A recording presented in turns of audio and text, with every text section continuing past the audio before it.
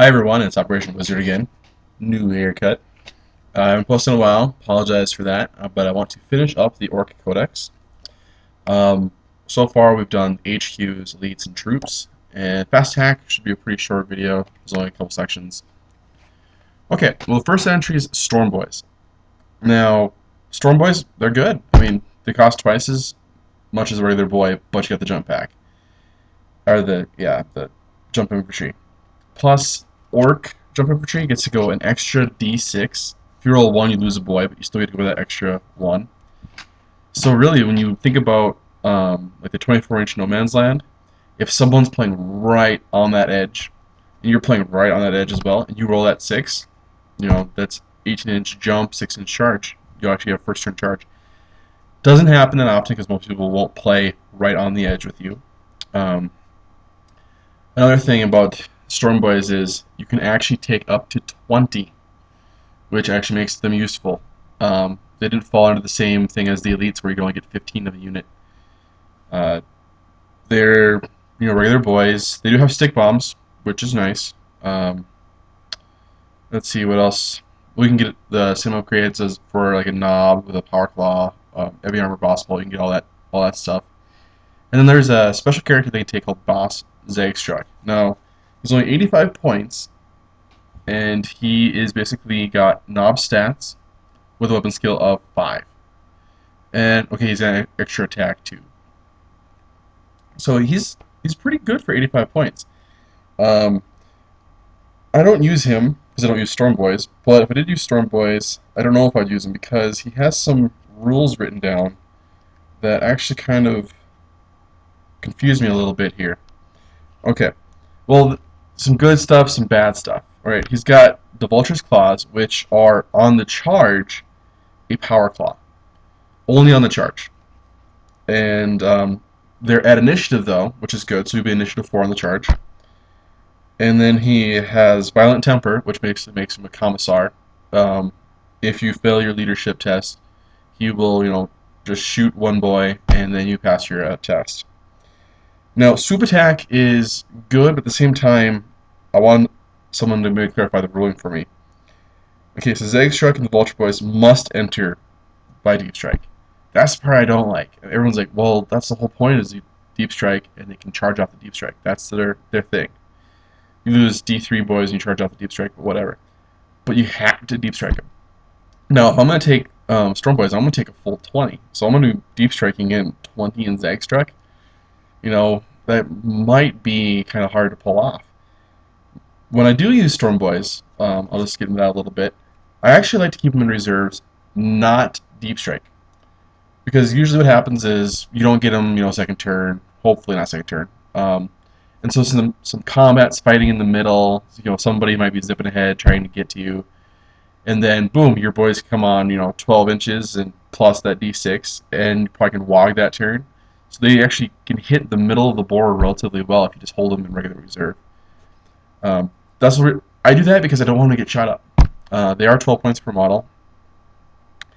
If you could get double amount of Orc Boys for them, that's the only thing that makes me not want to run them, because, the more boys the better. Okay, the next section is War Buggies. Now, War Buggies, I have a little bit of love and hate with them. I love to use them, but I know they're not that effective the way I use them. They're 30 points per model. They come with a twin-linked Big Shooter, and you can get rockets or scorches on them. You can also get red paint, riggers, armor plates, or make them a war track, which lets them reroll terrain. They're actually probably one of the better tank hunters in the for shooting in the entire codex if you just put rocket launchers on them, and they're still relatively cheap. They're a fast vehicle with that rocket launcher. The Scorch is nice. I mean, it's a heavy flame template. So, and the other stuff isn't really needed. The red paint's not needed. The riggers isn't needed because they're a squadron. The armor plates isn't needed as well. And the war track, if you're going to spend 5 points to the war track, you might as well spend 5 more points to make it a Scorcha, and it gets the same effect. I like taking them in 2 or 3 full squadrons of big shooters, and like zipping around, harassing infantry, and then at the end of the game trying to contest objectives. It's not that effective. I mean, 3 twin-link big shooters you normally get will you'll get end up with 3 hits. That's not bad, you know, but it's 90 points for putting out 3 hits per round, and they are relatively fragile. If you're going to take them, probably go with the rocket launcher and try to hunt side armor or back armor on the tanks. The Scorch is nice if you actually want to get another fun template.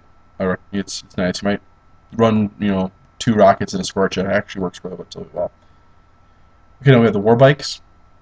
War Bikers are 25 points per model, regular boy stats, plus 1 toughness for being on a bike. They do have a Choppa and Slugga and a Daka gun on the bike, which is kind of nice. Daka gun is 18 inches, strength 4, or sorry, strength 5, AP 4, assault 2.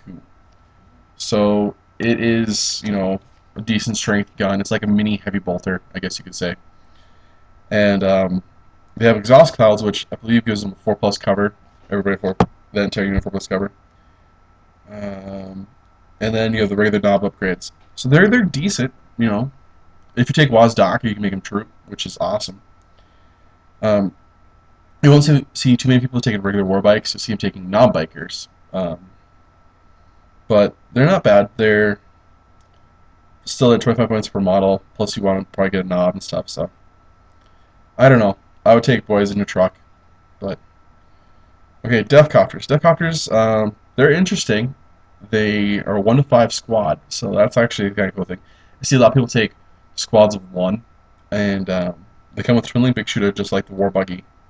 The difference between these and the war buggy though is the war buggy's an armor, and the Deathcopter's a toughness. So that's something to consider. Light armed fire will harass both of them, but um, you know, the buggy can get insta killed. Or not the buggy, the Deathcopter can get insta killed. The war buggy can't. That kind of thing. It is a jet bike, so it actually moves faster than the buggy, and it has scouts and hit and run. The big thing is it's a jet bike with scout, so you can get really freaking far up the board to get some side armor shots, and you can give it a rocket or a custom Mega Blaster. The rocket is twin linked, the custom Mega Blaster is not.